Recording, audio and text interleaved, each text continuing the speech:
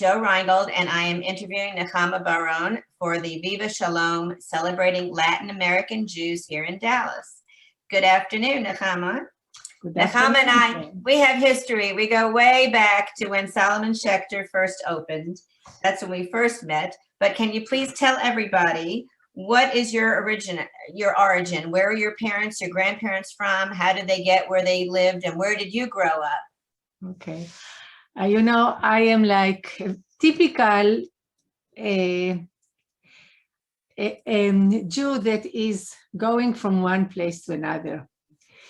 Actually, I was born in Turkestan, which was Russia after the war in 46. And when I was just a week old after the war, my parents went back.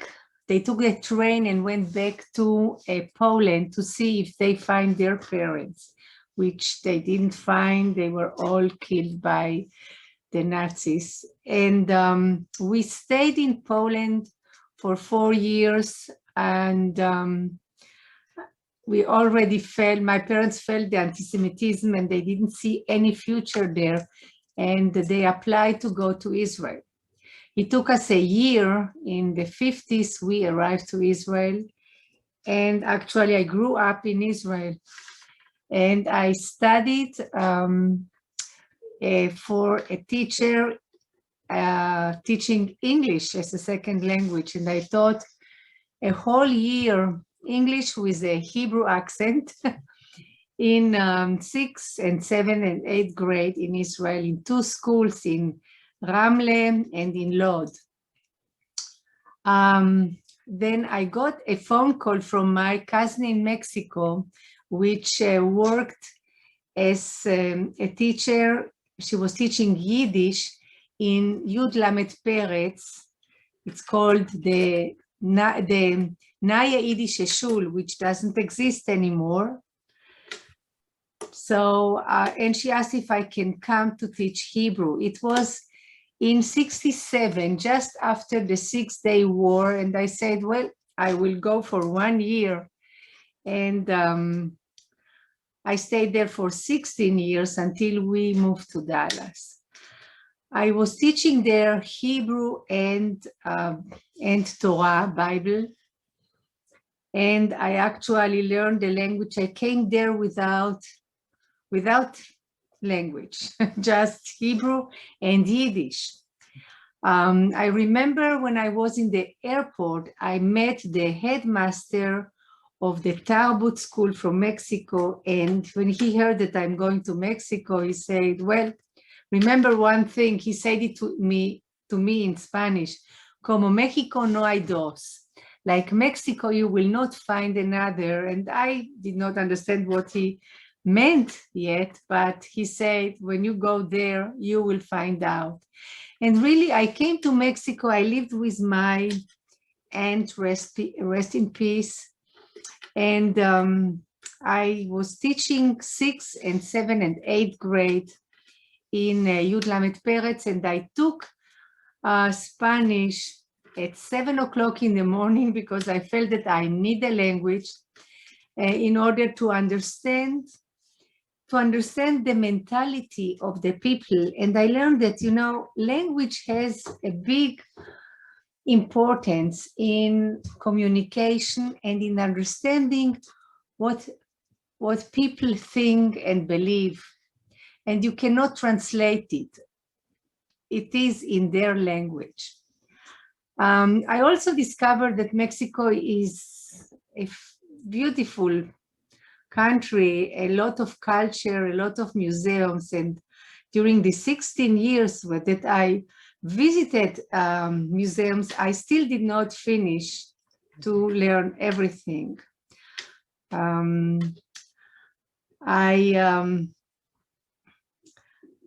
I enjoyed working there with my cousin. She was the Yiddish teacher and I was the Hebrew teacher.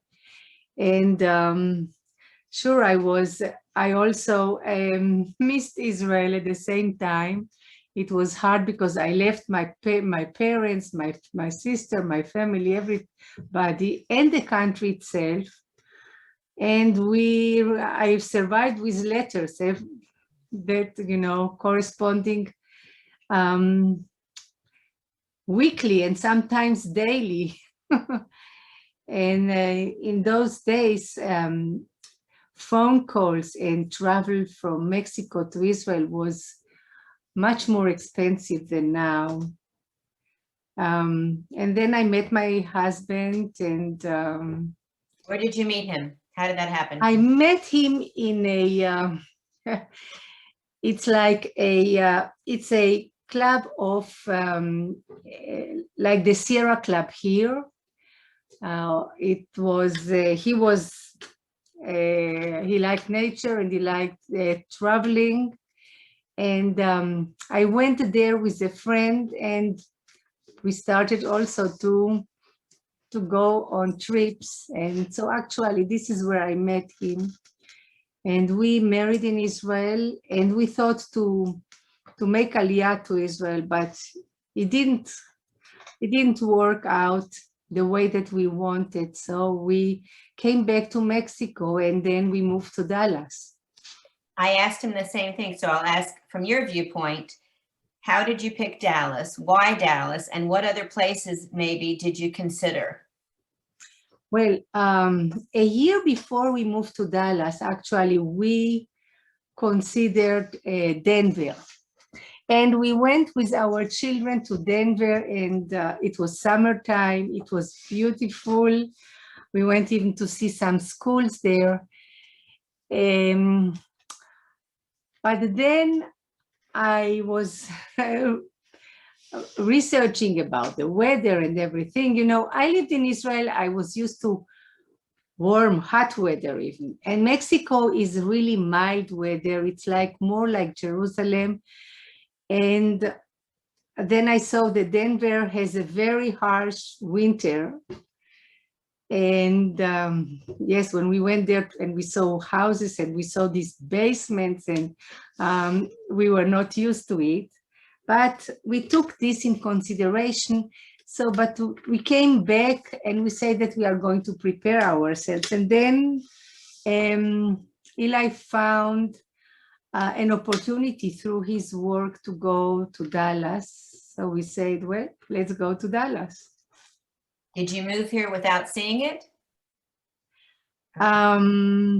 Actually, Eli went several times. He came to Dallas from work. And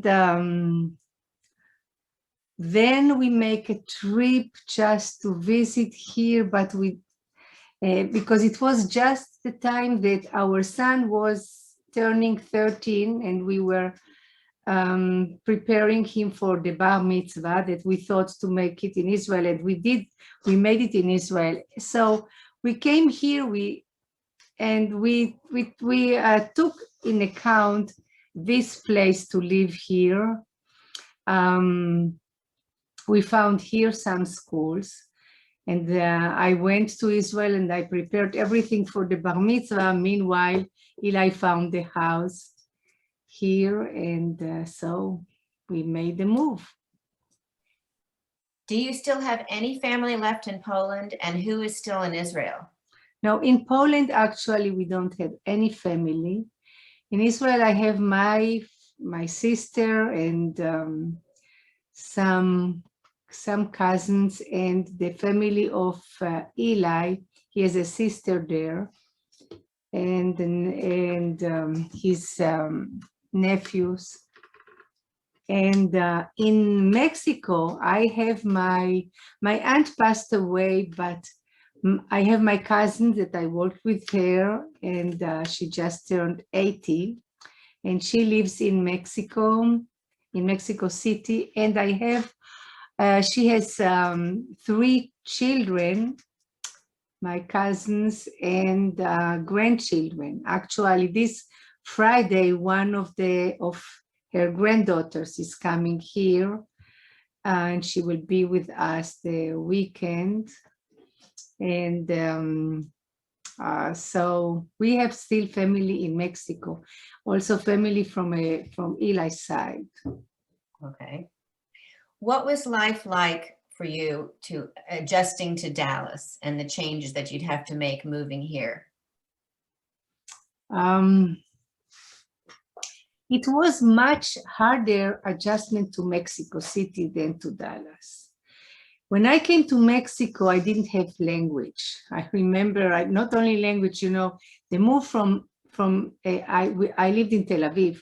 From Tel Aviv to Mexico, to this big, huge city with all the bridges. We didn't have bridges. Now Israel has bridges, and it has grown a lot. But in those days, in 1967, it was a big, big difference.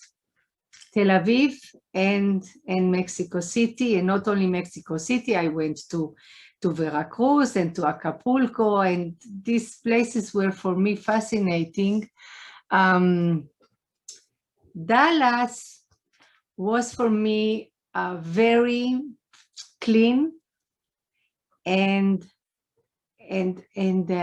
clean because the Mexico City started to be very polluted, and also no traffic. People here complained about traffic, but for me I didn't see any traffic, because when I compared it still to Mexico City, even now, if you go to Mexico City, it's really a challenge just to cross the street walking and to drive there.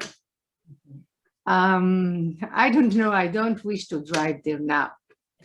You must be really a very good driver there to drive and not to be bumped into others.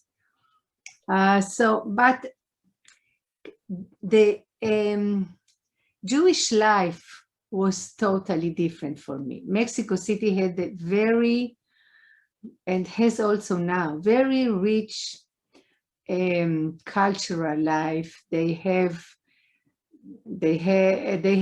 Hebrew schools.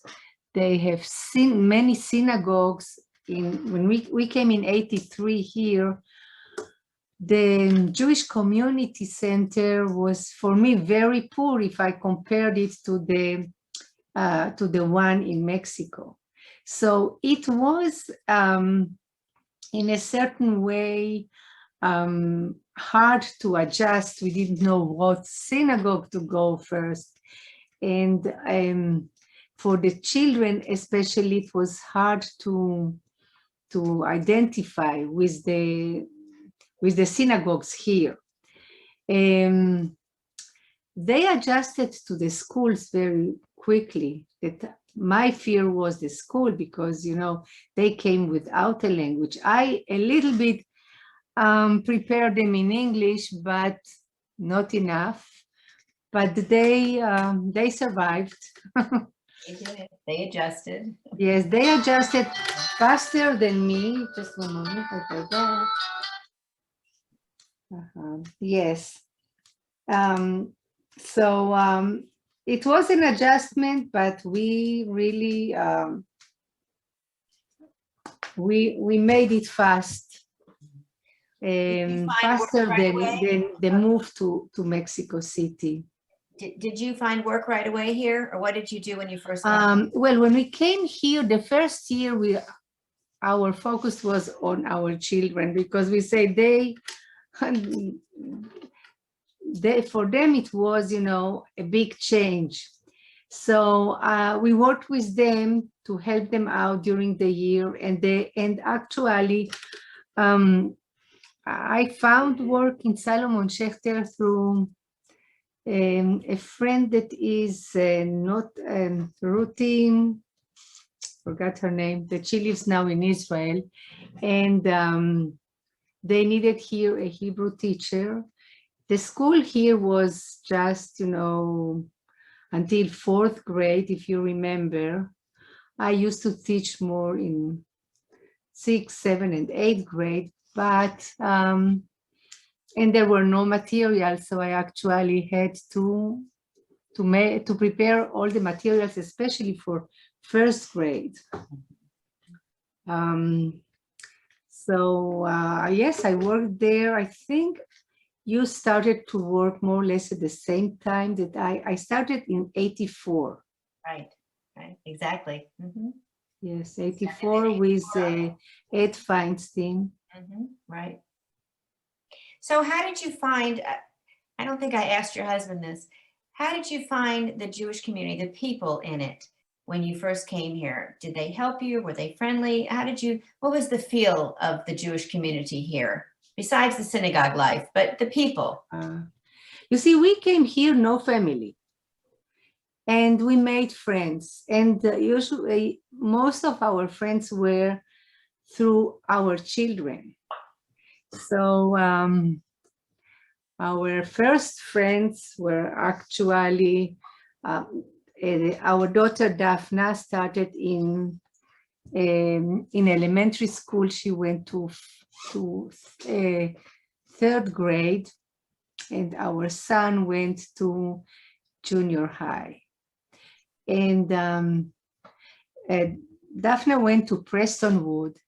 And when we just came, when I went to pick up some materials, the books and everything, there was a woman there from Ecuador, and we became very good friends. Now they also moved, they live in Philadelphia, but we are still keeping communication. We went to visit them there. And when they come to Dallas, they visit us. So they were our first friends. And then, both our children actually did not go to a Jewish school because they needed the language, and I didn't find for them, like our son was just in 8th grade, so it was like 1 year, so we didn't want him to change. We went to Akiva to see, but we sent him to Westwood, and Daphna went to a school that was very close to our house, to Prestonwood. And but we found friends that are in the Jewish community, and they were very nice. Many of them, most of them were actually from Israel. Some were from Argentina, from Mexico. And the people here were very welcoming and very nice.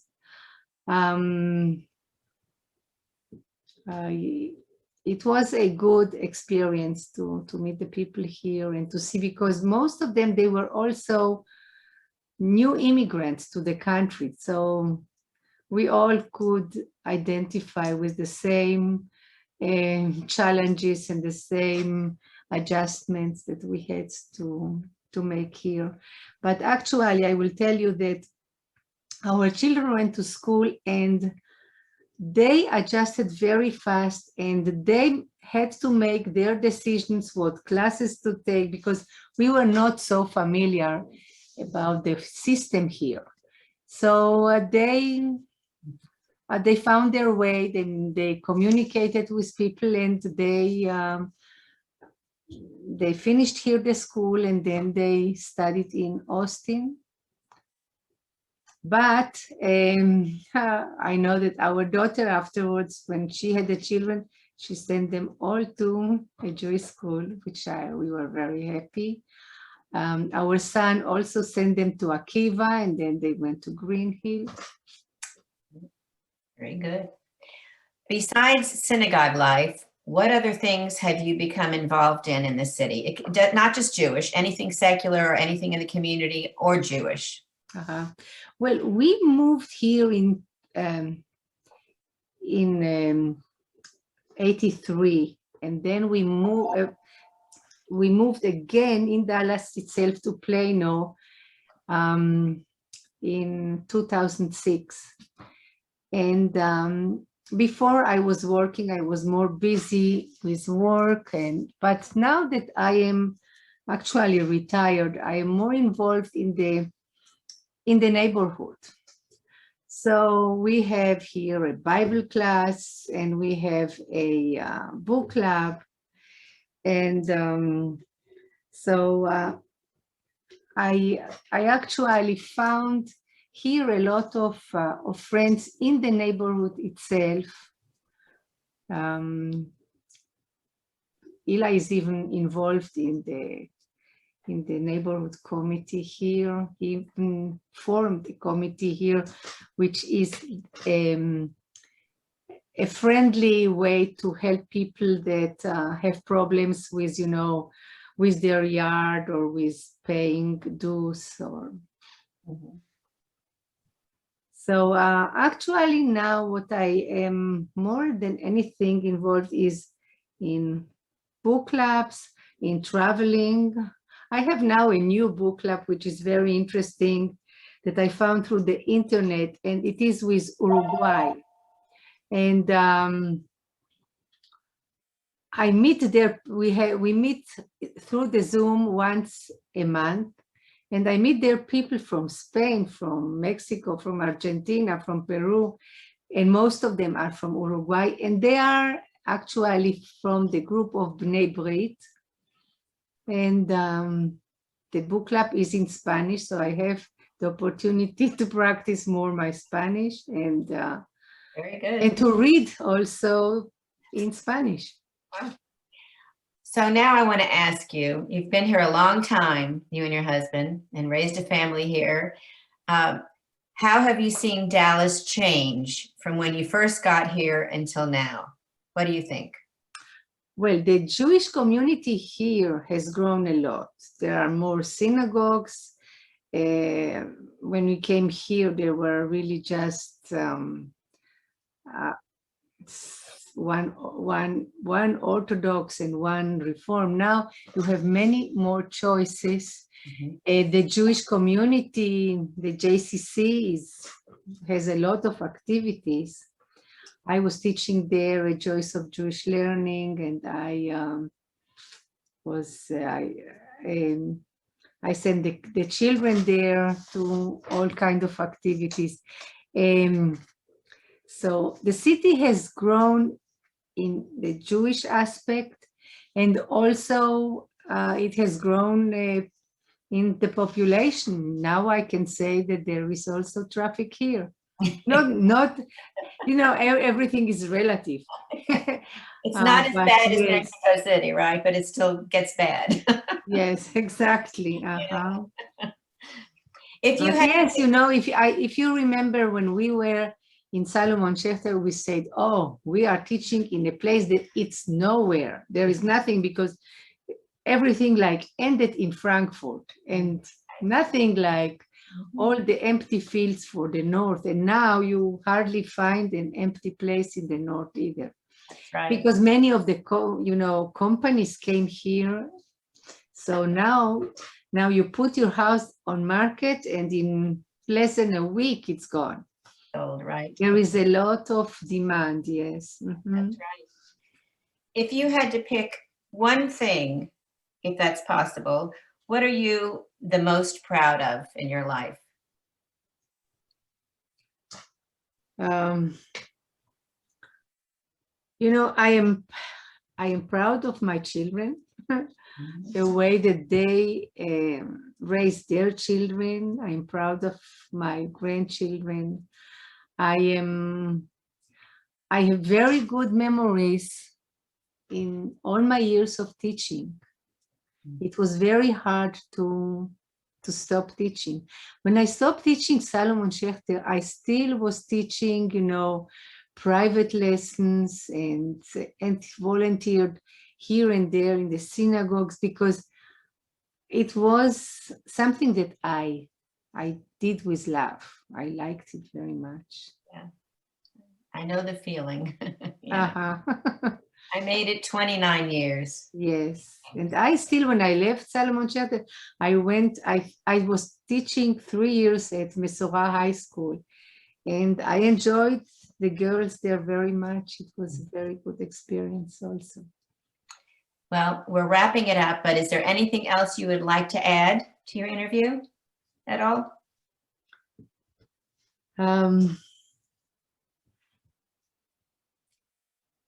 It's I just want to say that it has been an experience living in different places and knowing people in different places. We are all, you know, we all have the same needs and things in common, but you know, each place has its unique unique system and culture and that enriches your life. So I am very happy that I could move from one place to another and to start a new life. So sometimes the move to another place is like opening a door and a window to another world. Mm-hmm. And it's a big opportunity which I appreciate that I did have the opportunity to do it. Also, the languages that you learn are like doors to meet people, and you know, now that we had this year that was a very special year, that we were in a certain way isolated, but in the same way we could communicate with so many people from outside the city. So you know, when things happen, the only way is to adjust and to make the best you can of it, because every situation has its, you know, its advantages and disadvantages. So even this COVID year gave us a lot of opportunities and enriched us with many tools that we use. You know, it's not, I just think about teaching now, which is not an easy challenge, but you know, teachers make it, and the students have the opportunity to study here, and so I think it was a good life. It's not over yet. It was Thank you, Nechama. We're certainly happy you ended up here, and good luck with everything in the future going forward. Thank you so much for doing this. Okay. Thank you. You're welcome.